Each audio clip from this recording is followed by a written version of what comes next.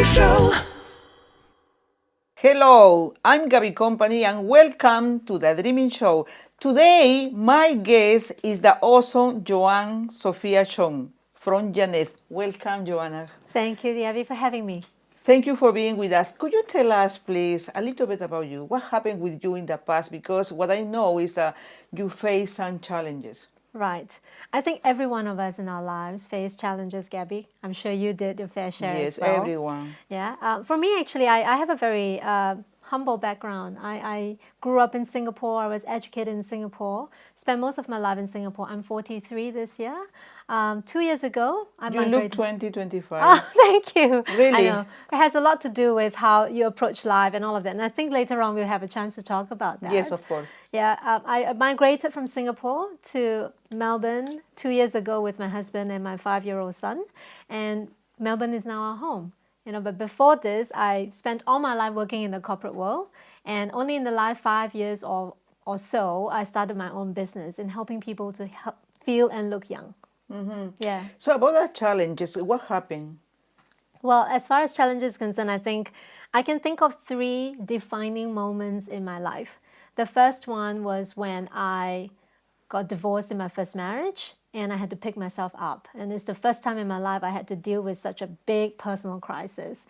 The second one was really when I was laid off very unexpectedly in my career, one that I gave my heart and soul to, and I had to rethink what are my priorities in life and how I want to live my life going forward. But I think the biggest adversity that I have faced has to be the one that I recently faced when I am in Melbourne. About 8 months ago last year, I was involved in a car accident with my young son, and I was the one who caused the accident. And thankfully for me, I did not actually suffer any injuries. Unfortunately for my son, he had a very severe neck injury. It could have cost his life. It could have resulted in him being paralyzed for the rest of his life, but we are very grateful that it was not the worst case. He actually had to go through a very long rehabilitation, but now, grateful again to say this, that he is completely recovered. But that was a huge lesson in my life where I had to learn, what life really is about. Oh my God. Thank you. The topic today is how to be brave in the face of adversity. So tell us, please, how did you face, what strategies do you apply to overcome these challenges in your life? That's a great question, Gabby. I think one of the things that all of us go through when we are thrown a curveball in life, when we have to deal with an unexpected turn of events, is that we tend to collapse into ourselves. By that I mean that we start to focus on our emotional well-being. We start to think about how bad it feels for us, how terrible it is that we have to go through this. We ask the question, why me? Why do I have to go through this? But what I felt in the last 3 moments of my life where I went through that kind of emotional ups and downs, the first thing that really worked for me was to really take responsibility for what happened. I like that. Yeah, by that, Gabby, I don't mean that we blame ourselves. Very often we think of responsibility as taking fault or blame. I don't mean that. When my marriage failed in the first time, it was easier for me to blame my ex-husband for the breakdown of the marriage. So much easier. It takes no courage or skill whatsoever to blame someone else when something doesn't work. But it takes a lot more thought and a lot more courage to be able to say, you know what, I was a part of that as well. I take responsibility for the part that I played. Same for losing my job, for being fired very unexpectedly in a job that I thought I was doing all right. Not bad enough to be fired, but I was. And it was easier for me to say, what a horrible boss. He's mean, he's unkind, Despite all the things that I did, he did that to me. It was so much easier for me to go down that way.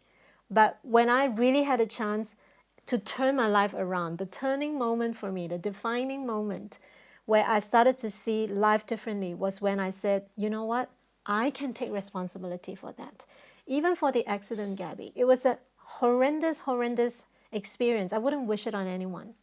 But the moment that I took responsibility for the accident, not beating myself up, not making myself feel bad that I caused the accident, but the fact that I say to myself, You know, I can choose to have a negative attitude about this and get all upset, or I can choose to be a force for something positive to happen. So whether it was my first marriage that failed, whether it was a career that got interrupted very, very rudely, or it was the accident, I think the first strategy I would suggest for anyone going through adversity is to calm down and to accept your own responsibility in the proceedings. Because that, I can tell you, strange enough for some people, you will start to experience the power in you. When you take responsibility for something, I think that is the one thing that most people don't realize. When you say, I am responsible, you take power back into your hands. You are saying that I have a say about how this happened, how this is going to look like going forward, instead of blaming everybody else or everything external of you about something that didn't work according to the way you wanted. And I find that very empowering. But it takes a lot of courage. Yeah. Takes a lot of courage to step outside of the normal way that human beings actually conduct ourselves. I think it's a human condition to not want to take blame, to want to feel good about yourself. It's very, very normal, very natural. And in times of adversity, literally, what happened, that episode, whether it was the accident, whether my marriage was interrupted, my career was interrupted, I was thrown outside of my comfort zone. It was very uncomfortable. But if I can own the discomfort, if I can say, you know what, yes, it's uncomfortable, but I could either see this as an opportunity to change something, or I could fight to stay the same. Which one is more empowering? So in that moment, recognize you have the power. So the first thing I would do is, I would suggest when you're facing an adversity, is to own the adversity. Take responsibility for it. Take back your power. The next thing you want to do is ask yourself that question. Where do I want to go from here? Do I want to dwell in this, in the drama of it all, which will suck energy out of you, which will take the life out of you because you're so bogged down by all the negativity that comes with it? Or do you want to take this, learn from it, grow from it, and become a better person? There is always, always a lesson in every I adversity. like that because what happened is a lesson that we Yes. can learn. I remember when Tony Robbins always says, we can learn from any negative situation. It's up to you. What is the next step that you can take in your life? Because when he was young, he suffered a lot. He didn't have money. He had problems with his family. However, he asked questions by himself. What do I need to do from now? What can I learn from this situation? And those questions, talking to himself, is help him to change. Please, Joanne, Yes. I know people are watching us, and probably some of them are wondering, okay, that's okay, you learn from that experience, but you are not on my shoes. My case is different. Probably I cannot do what you are doing, what you did in the past. Do you think what happened with people when they start taking pills for depression, when they are stuck on the problem? Do you think it's a good idea to take pills or to have another way to go ahead? Could you tell us, please, to the audience? Sure. Thanks for the question, Gabby. In fact, this is it's a topic that is close to my heart because I have loved ones who have gone through depression. And I can honestly say that during those times when I watched them go through the journey, I felt very helpless. And when they started popping pills and seeing doctors who couldn't really help them except tell them to take medication that put them to sleep for days and days and they wake up groggy, in my heart, I was crying out loud and I was thinking, there must be a better way for this. But I cannot claim, Questions. I cannot claim to understand what depressed people go through. But for my own case, I think in the lowest of my emotional state, when I was feeling completely helpless and out of ideas and don't know what to do, I think one of the things that gave me strength was two things actually. The first thing is that my life is my own. I can decide what my life look like. Moment by moment, we are all making choices about how we want our lives to be. It is not a coincidence that you have the life you have right now and I have the life I have right now. Our lives are a result of a series of choices that we made in the past that lead us to where we are right now. So that's the first thing that helped me to be able to recognize that I have the power to determine what my life looks like. The second thing that I really found beneficial is the fact that I am willing to be vulnerable. I'm willing to let go. I'm willing to allow myself to be emotional, to feel sad.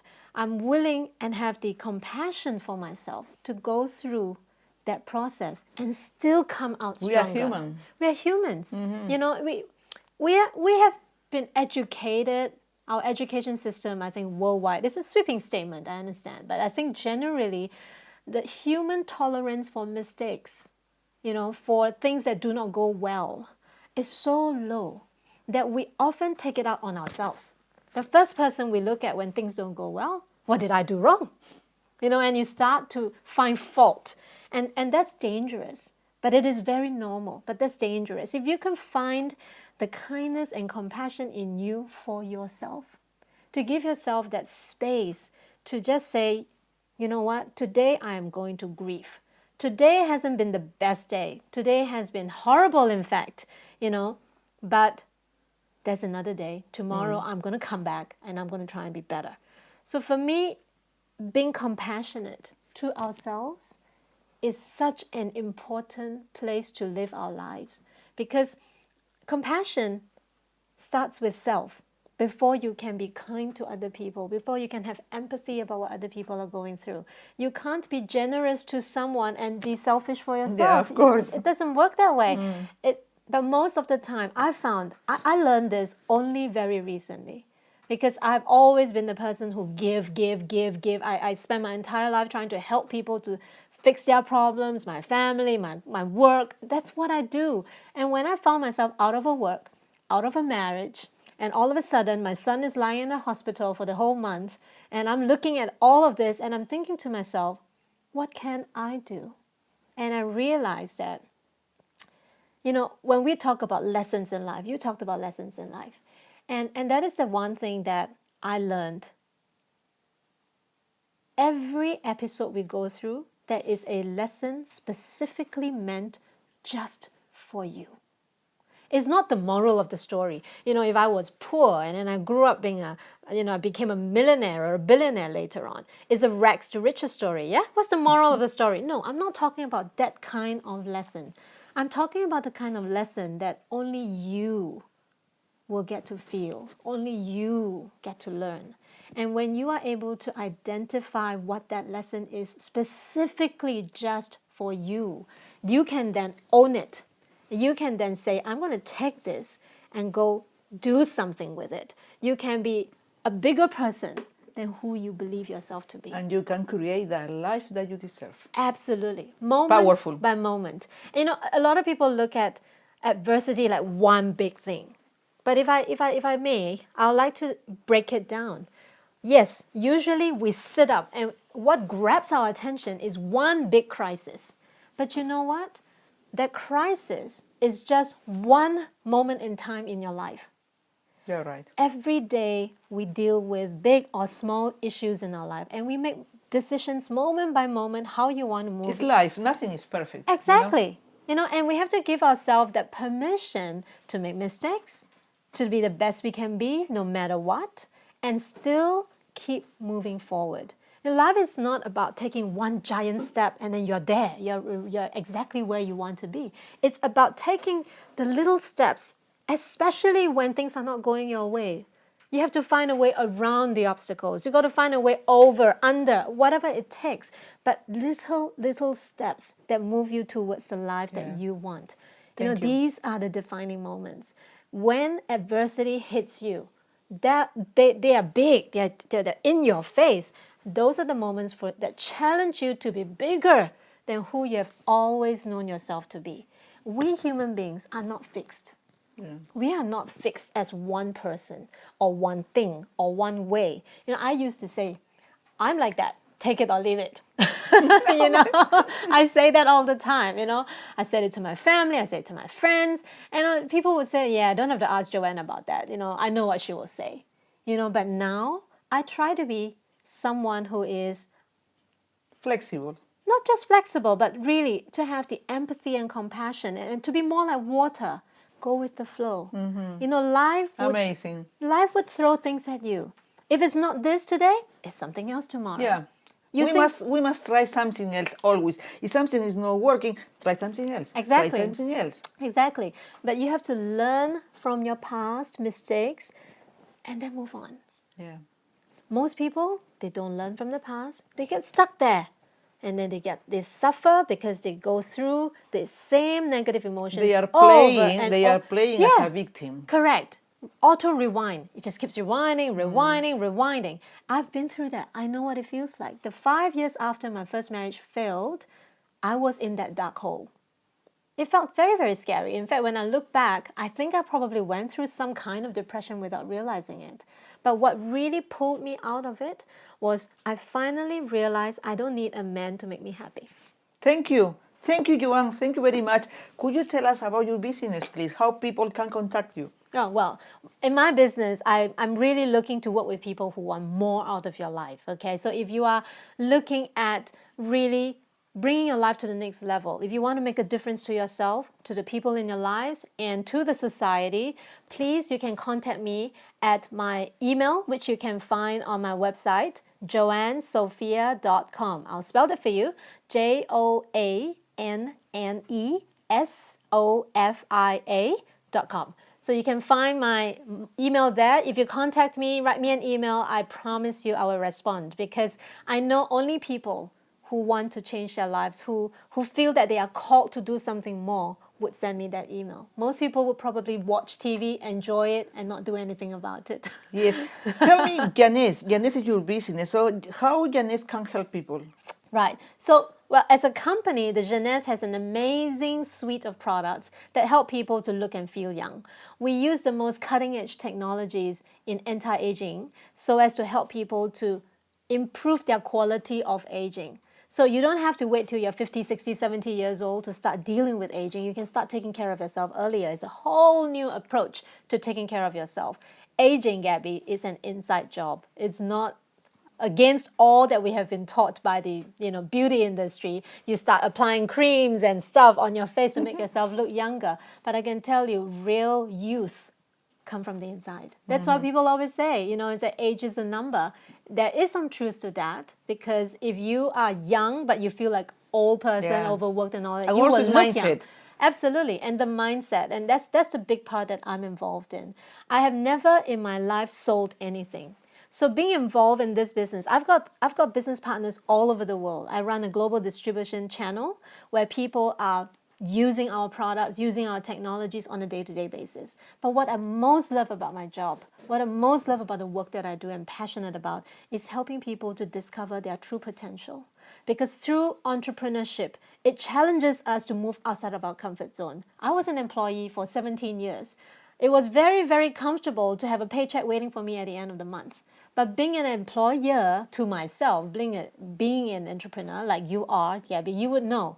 We deal with uncertainties on a day-to-day basis. But how then do you rise above? How then do you become a bigger and better person? How do you grow continuously so that you can achieve what you want to achieve in this business? So for me, that's what I'm passionate about, working with people who want more out of their lives, and really they are looking at taking their life to the next level, and they want a partner who is committed to their success. They want a partner who is committed to their growth. I would love to have the honor to work with people like that. Thank you, Joanne. Thank you very much. You're welcome. Thank you for being with us. I really appreciate that you are here. Thank you very much. Thank you, Gabby, for the opportunity. Thank you. Thank you. Thank you very much to everyone for being with us in the Dreaming Show. Please share this video, subscribe to our channel. See you next time. Gabby Company, Melbourne, Australia. See you next time. Bye.